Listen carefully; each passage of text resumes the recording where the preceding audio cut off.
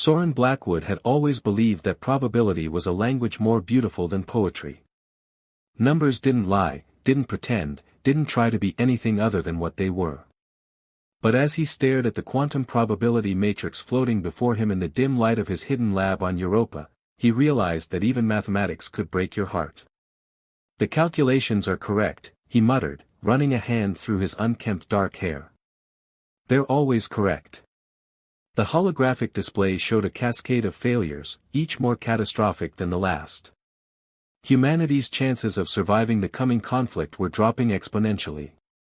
The lab, buried deep within Europa's icy crust, was supposed to be his sanctuary. For 3 years, he'd hidden here after fleeing the Earth Defense Coalition, using stolen technology to run simulations that might save humanity from extinction. Now, those same simulations were telling him it was hopeless. A soft chime from his security system interrupted his brooding. Someone had breached the outer perimeter, impossible, given the stealth tech he'd installed. He reached for the pulse pistol under his desk, but before his fingers could close around it, the lab's reinforced door exploded inward in a shower of metallic shards. Through the settling debris stepped a figure that seemed to absorb the light around her. Tall and lithe, with skin the color of burnished copper and eyes that gleamed like binary stars. Her movements were too precise, too fluid to be fully organic. A cybernetically enhanced operative, then.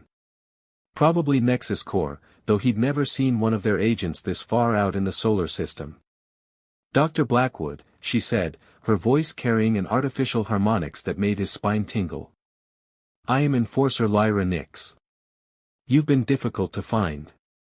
Soren kept his hands visible on his desk. "Most people knock first. Most people don't have quantum encryption algorithms that could destabilize the entire solar system." She moved closer, each step precisely measured. "Your work on probability manipulation has attracted attention from parties that concern my employers." "Let me guess," Soren said, slowly standing. "The Helix Consortium wants my research. They think they can use it to predict and control the outcome of the coming war." Lyra's head tilted slightly, a gesture too sharp to be natural. "You assume much about my mission."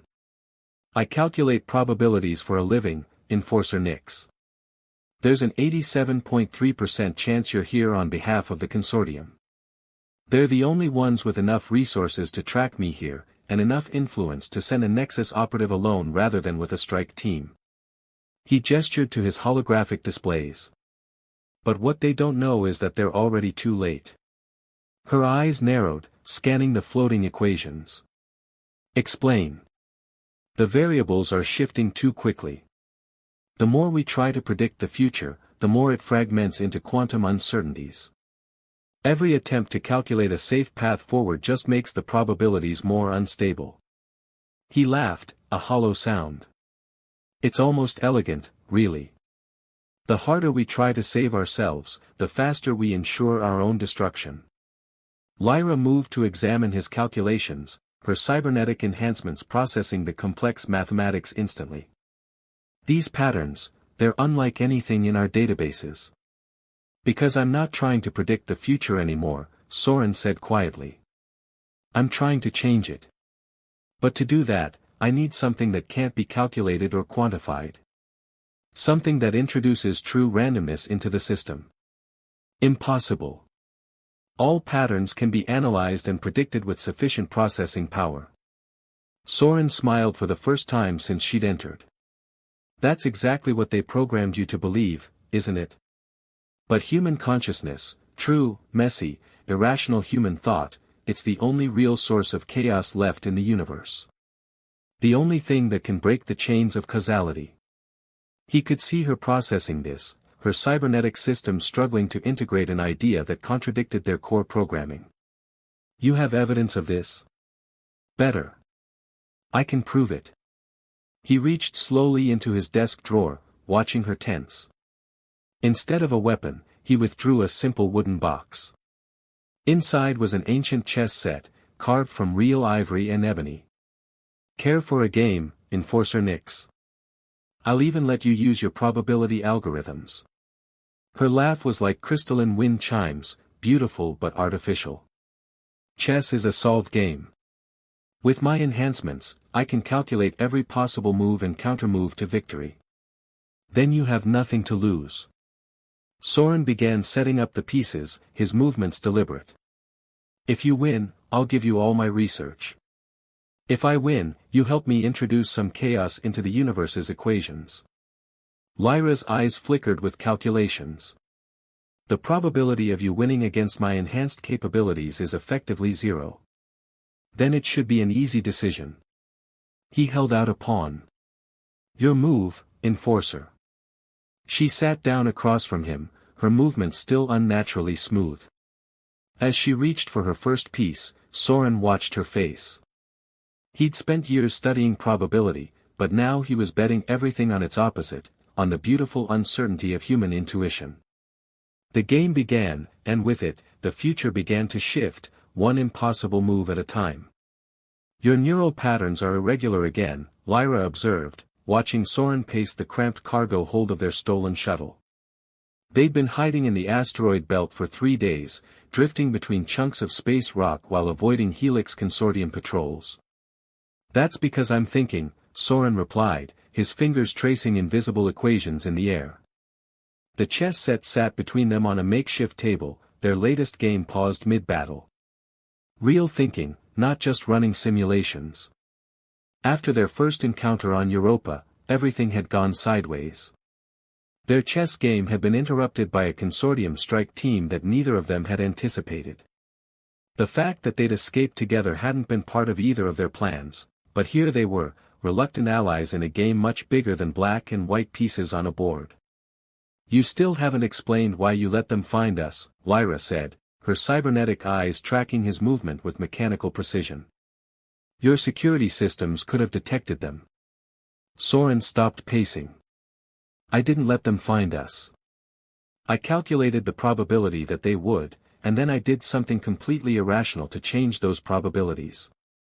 By disabling your own security measures. By introducing chaos into the system. He turned to face her, dark circles under his eyes from lack of sleep. The consortium's predictive algorithms are based on rational behavior patterns. The only way to beat them is to do the mathematically impossible, the human thing. Lyra's fingers twitched slightly, a rare sign of frustration. Since their escape, she'd been experiencing what she called processing anomalies. Small glitches in her enhanced systems that occurred whenever she tried to analyze Soren's behavior. Your strategy defies logical analysis. That's the point. He sat down across from her, studying the chess board between them. Just like this game. You've been running probability scenarios for the past hour, calculating every possible move I could make. But you still haven't figured out how I won that first match. Because you're not playing to win, she said, her voice carrying that harmonic undertone that made her sound almost musical. Your moves follow no discernible pattern. I'm playing to play, he corrected, moving his knight in a way that made her enhancement algorithms stutter. The beauty of chess isn't in the victory, it's in the infinite possibilities that exist in every moment before we make a choice. A warning light flashed through the shuttle's cabin, interrupting their discussion. Lyra's augmented reflexes had her at the sensor display before Soren could even stand. 3 consortium vessels on an intercept course. They're using the asteroids for cover. Time to impact. 12 minutes at current velocity. Her voice was steady, but Soren noticed her hand brush unconsciously against the chess piece she'd been about to move. A tell. She was learning uncertainty. What do your combat algorithms suggest? He asked, already knowing the answer. Standard evasive patterns. There's a clear route through the asteroid field that, she stopped, noticing his smile. You want me to do something unpredictable. The consortium wrote your evasive protocols, Lyra. They know every move you're programmed to make. He pulled up the navigation controls. So let's play this like chess. Not to win, but to create something they can't calculate. For a moment, she stood perfectly still, her enhanced mind wrestling with concepts that shouldn't have made sense. Then, Slowly, she placed her hand over his on the controls. Show me. The next 10 minutes were a dance of impossibilities. Soren guided their shuttle directly toward the largest asteroids, using gravitational slingshots that violated every safety parameter in Lyra's systems. They skimmed so close to the rocky surfaces that the ship's hull creaked in protest. Each maneuver was a move in a game that rewrote its own rules with every passing second. And through it all, Lyra watched him. Watched how his hands moved on the controls without hesitation, how his eyes saw patterns in the chaos that her enhanced vision couldn't detect. Her processors were overwhelmed trying to understand how someone could navigate purely on instinct and still achieve better results than her calculated precision. When they finally lost their pursuers, leaving them tumbling helplessly in the asteroid field, Soren let out a breath he hadn't realized he'd been holding. See? Sometimes the best move is the one that shouldn't work. Lyra was silent for a long moment, her systems recalibrating. When she spoke, her voice had lost some of its artificial harmony. My enhanced capabilities are supposed to make me superior. Perfect. But you. She touched the chessboard, fingers lingering on the knight he'd moved in their unfinished game. You prove that imperfection has its own kind of power. It's not about power, Soren said softly. It's about freedom. The freedom to choose the impossible move, to trust an instinct that can't be quantified. He met her gaze. The freedom to be gloriously, beautifully wrong. Is that what you're offering me? The freedom to fail? I'm offering you the chance to be more than your programming. To see beyond the algorithms and find the patterns that exist in chaos itself. He gestured to the chessboard. Your move, Enforcer Nix. She reached for her piece, then hesitated. For the first time since he'd known her, the movement wasn't smooth and calculated. It was uncertain. Human. The consortium will find us again, she said, her fingers hovering over the board. Probably. The universe tends toward entropy. He smiled. But that's what makes the game interesting. Outside their viewport, asteroids tumbled in their ancient dance, each collision creating new patterns that no algorithm could predict. And in the quiet of their stolen shuttle, two players from opposite ends of the universe continued their game, moving pieces not according to probability, but possibility. The underground cities of Mars were a maze of contradictions. Ancient lava tubes converted into sprawling markets, hydroponic gardens growing alongside quantum computers, and refugees from a dozen worlds mixing with native Martian society. It was the perfect place to disappear, or to become something new. Soren and Lyra had found refuge in an abandoned research lab near the edge of New Olympus, the largest of the underground settlements. The lab's previous occupants had left behind a treasure trove of outdated equipment, which Soren had repurposed for his continuing work on probability manipulation. Your cortical implants are changing, he said one evening, studying the bio-readings on his makeshift scanner. Lyra sat perfectly still as he worked, but he noticed the slight fluctuation in her breathing pattern, another new development. The neural pathways are reorganizing themselves. A malfunction? There was something different in her voice now, less harmonic precision and more natural variation. Evolution, he corrected, setting down the scanner. Your enhanced systems are adapting to process unpredictability. Learning to think in quantum states rather than binary certainties. The chessboard between them had become a constant companion, their games extending for days as they explored increasingly complex strategies. Currently, they were in the middle of what Soren had dubbed Schrödinger's gambit, a position where every piece was simultaneously in danger and in power. It's not just my systems, Lyra said, moving her bishop in a way that defied traditional strategy. I'm experiencing sensations. Responses that aren't part of my programming. Soren studied the board, trying to decode the meaning behind her move. Like what? When you smile after making an unexpected move, my thermal regulation system fluctuates. When you speak about quantum possibilities, my processing speed increases beyond optimal parameters.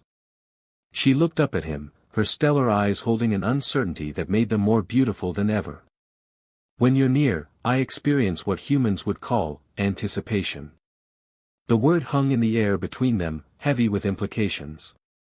Soren moved his knight, deliberately brushing his fingers against hers as he withdrew his hand. Her skin was warm, warmer than her cybernetic system should have allowed. Anticipation isn't just a human emotion, he said softly. It's a fundamental property of quantum mechanics. Particles that exist in a state of possibility until they're observed. Until they interact. Like now. Her voice was barely above a whisper. Before he could respond, the lab's security system chimed a warning. Someone was accessing the building's lower levels. They moved in practiced synchronization, Lyra to the weapons cache, Soren to the surveillance feeds. 3 intruders, she reported, her combat systems engaging automatically. Consortium biosignatures. No, Soren said, studying the data patterns. The signatures are too perfect. Too clean. He pulled up another screen, showing probability matrices. They want us to think they're consortium. This is something else. Lyra processed this, her enhanced mind working in new ways. The Nexus Core. My former handlers. They're the only ones who would know how to perfectly replicate consortium signatures. Why now? Because I missed my last neural reset. She met his gaze. The changes you detected in my implants, they should have been prevented by regular reconditioning. The core doesn't allow its enforcers to evolve. Understanding dawned on Soren's face. They're not here to capture us. They're here to repair what they see as a malfunction. To make you what you were before. I won't go back, she said, and the emotion in her voice was entirely her own. I can't be that empty perfection again. Soren moved to the chessboard, picking up his knight, the piece that moved in ways no algorithm could predict. Then we introduce chaos into their perfect plan. He handed her the piece. Trust the uncertainty. She took the knight, her fingers lingering against his. Always. What followed was a battle fought in probabilities and impossibilities. They used Soren's quantum calculations to appear in places they couldn't be, to move through the lab's architecture in ways that violated standard combat logic. Lyra's enhanced abilities, now freed from their rigid programming, became something entirely new, a fusion of mechanical precision and human intuition.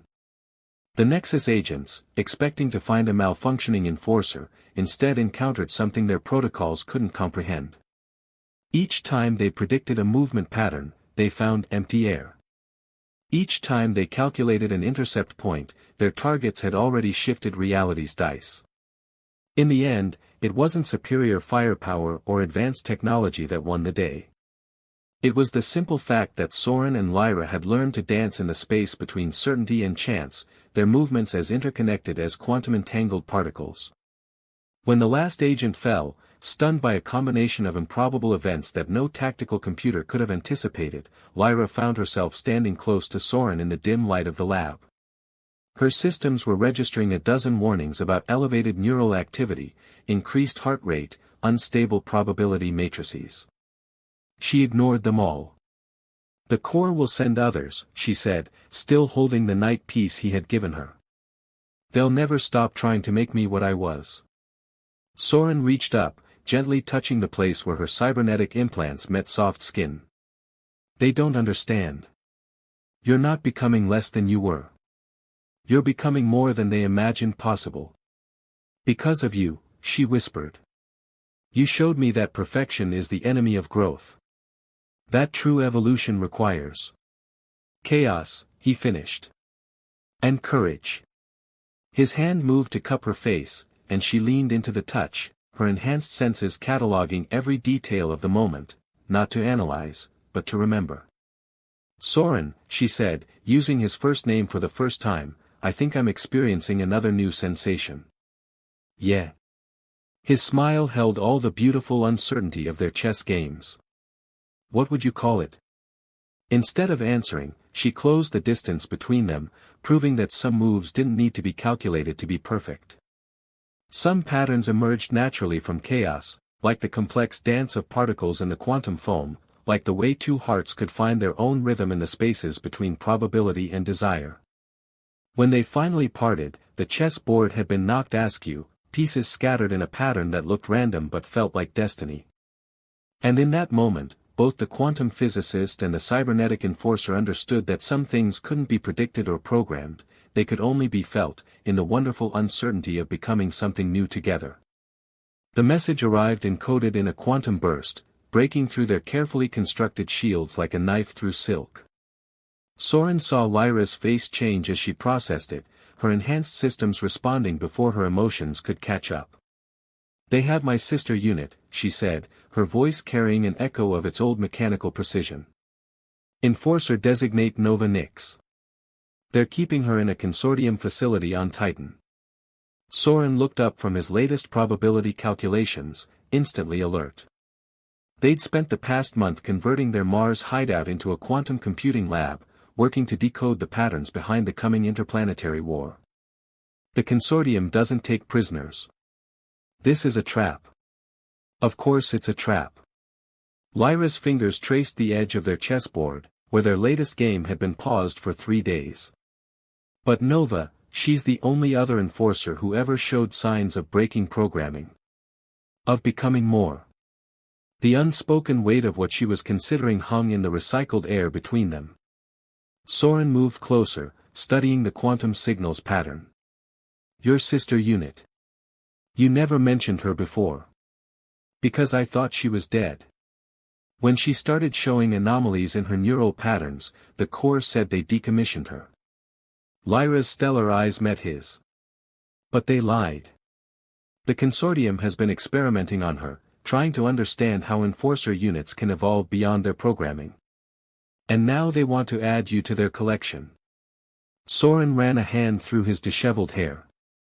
"The timing's too perfect. They know we're close to cracking the quantum encryption that could prevent the war." "You think I don't know that?" For the first time since they'd met, real anger colored Lyra's voice. "You think I can't calculate the probabilities, run the scenarios? Nova is the only one who ever understood what it meant to want to be more than our programming. To feel."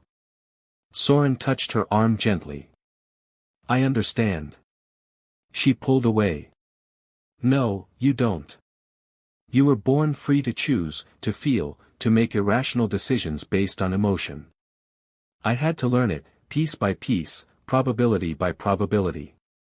And Nova, she tried to teach me before I was ready to understand."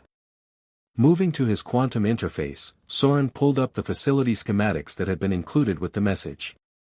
"Then we'll get her out. We'll calculate a way." "No." Lyra's voice was firm. "I'm going alone."